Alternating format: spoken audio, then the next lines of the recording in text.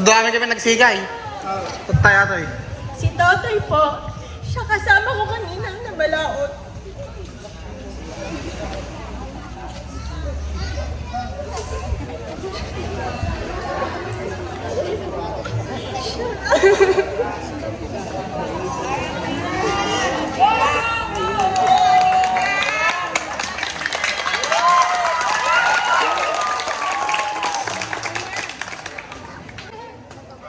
Kami po ay namalaot. Kanina kasama po ang kanyang papa.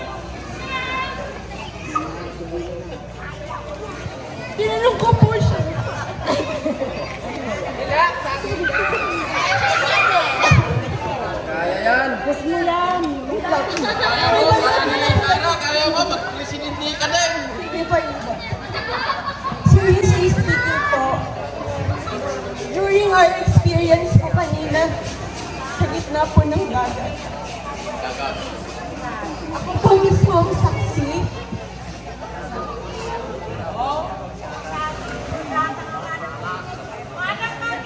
Kung gaano po kahirap ang pagiging isang mangingisda. Natuwa ako kanina kasi tulad din ni Totoy, naging bata din po ako. At bilang isang youth leader po ng ating group, dito po ako namulat kung gaano po ako kaswerteng bata. Kami, maswerte po kami kasi nung mga bata kami, hindi namin na-experience yan.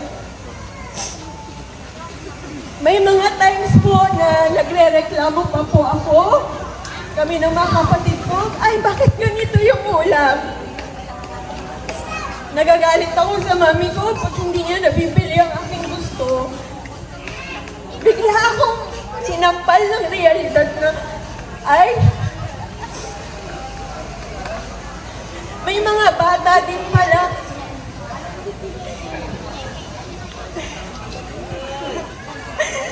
Kaya grabe po, sa murang edad po niya, andun, inilis po niya ang kanyang buhay sa gitna po ng dagat. Siya yung ng water para po hindi kami lumubog. Kaya kinausap ko po siya. Sabi ko, anong pangalan mo? Sabi niya, Totoy po. Toy, ganyan natin. Sabi ko, ay, akala ko sa teleserye ko lang napapanood kasi diba usually all si Totoy.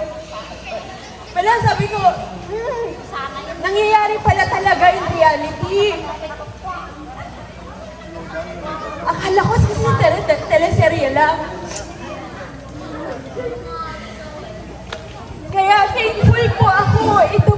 Itong araw po na to, ang isa sa pinakamahalagang araw sa buhay ko. Kasi dito po ako namulat na dapat maging grateful ako kay Lord. Of all the things that I am complaining about, yung mga times na nasasagot ko yung parents ko, maswerte pa pala ako kasi nakakakain ako ng 3 beses sa isang araw. Samantalang si Totoy, alam nyo, yung papa niya ayaw siyang isama ng papa niya sa laot kasi nga delikado. Pero alam niyo ba ang kwento? Siya pa ang nagpupumilit na sumama sa papa niya. Sabi ko, sa murang edad mo, bakit naiisip mo yan? Sabi niya, gusto ko po kasing tumulong sa papa ko. Hirap po yung trabaho eh. Ako, naiintindihan ko naman kasi andun ako mismo. Tumulong po ako, ng laot, yung Lambat. ang bigat.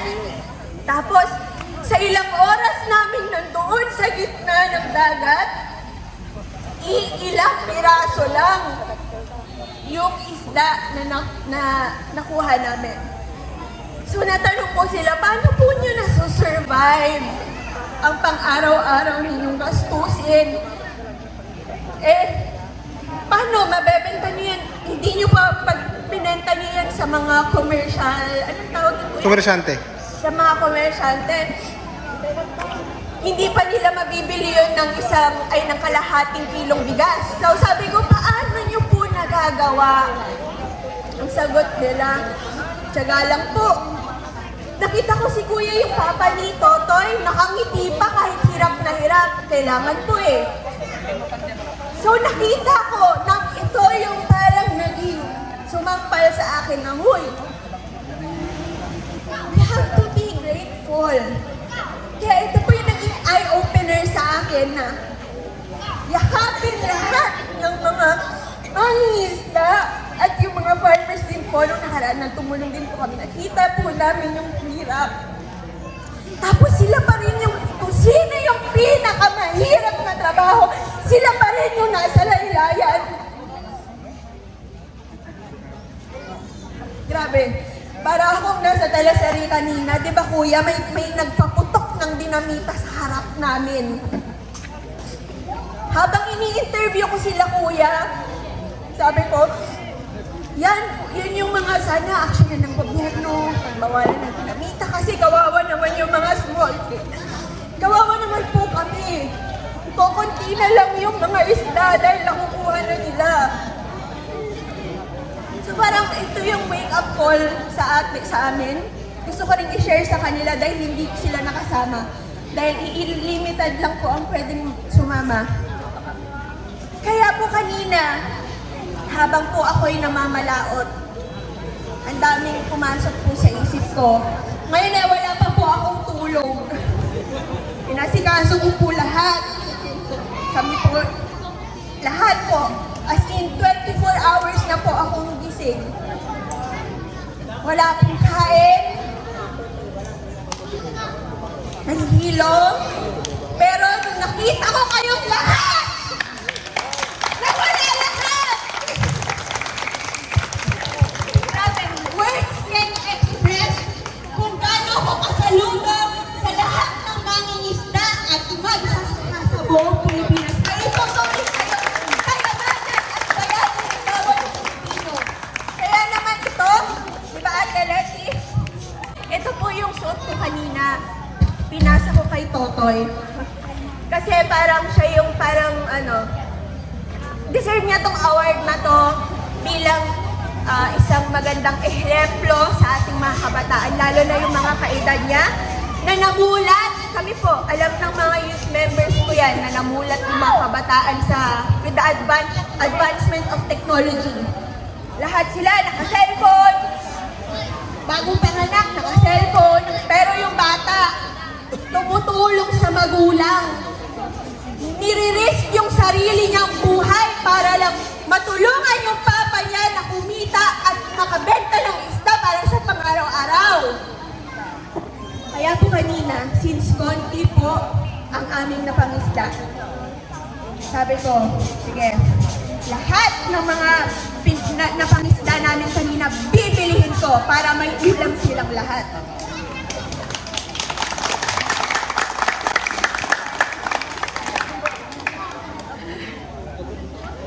Sensya na po kayo. Hindi ko po yung na-expect. Naging emotional lang ako. At ito pa, isinit ko lang po. Last na promise. Meron siyang, mas lalo akong naiyak nung pinakita ni Totoy sa akin yung ginawa niyang regalo para kay Mayor Inday Sara Duterte. Totoy, pakita mo sa kanila. Ito po. Ito po yung ginawa ni Totoy sa isang araw before ako nag-announce na kami ng buong Isda Youth Organization ay pupunta dito. Isang araw ginawa niya ito. It may look simple, pero para sa akin, hindi ko nga magawa to eh. Pero it's not just about this one being simple. Yung ginawa niya, andyan na lahat eh, pag titignan mo, this boat symbolizes all the fishermen in the Philippines. At sinulat, nakikita niyo ba? Ayan o, Sara Duterte with the H. Kaya alam kong siya talaga yung gumawa. Tapos, ayan, may Vice President. Tapos, pangalan niya, Tutoy. Kaya sinabi ko sa kanya, Totoy, ipinapangako ni Ate Ina sa'yo na itong ginawa mo para kay Mayor Inday Sara ay mahahawakan mismo at ikuuwi niya sa Davao City. Yan ang ipinapangako ng organization. Kasi hindi lang to basta-basta project or ginawa. Ang lalim di ba? This boat symbolizes all the fishermen in the Philippines. Knowing that he's just 9 years old. 9 years old ka lang, Beb? Oh, 9 years old. Naisip niyang gawin to. No way, makakaasa ka na makakarating ito kay Mayor Inday Sara Duterte. At kanina, nag-message siya habang ini-interview ko siya. Bakit mo nilagay yung Vice President? Pinagdadasal ko po na sana siya ang manalo. Kasi nung narinig niya daw na papunta dito ang Isda Youth Organization, parang naramdaman niya talaga na parang niyayakap at mahal siya ni Vice President Mayor Inday Sara Duterte! Hindi ko na po pakakabain pa.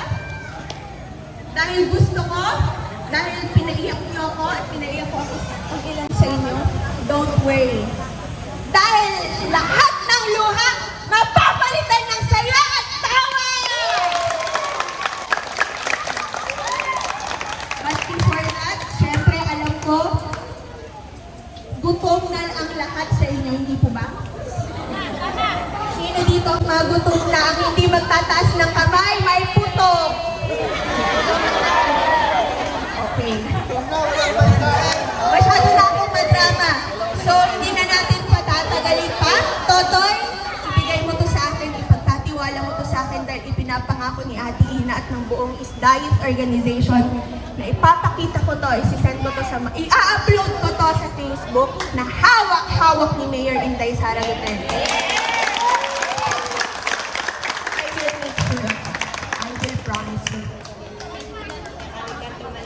Oo, pagdating ni Mayor Inday Sara dito, gusto mo join ka sa amin. Newly recruit. Na member na po siya ng ISDA.